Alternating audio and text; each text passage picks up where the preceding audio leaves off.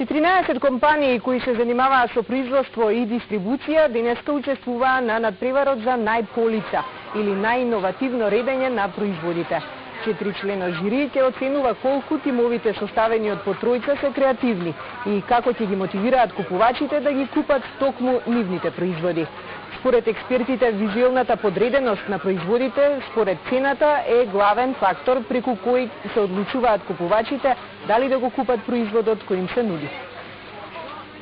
Сега е доста компании, собствени производители, дистрибутери на производи кои што така да ги следат светските трендови и во таа насока да се движиме и овој пат. Сакаме да покажеме дека натпреварувачкиот дух е присутен кај сите компании и ќе видиме она што ќе излезе на крај како победник. Интернационални компании многу више улажу у тако нешто. Интернационалните компании вложуваат многу во убаво изложување на своите производи, а со тоа и повеќе продаваат.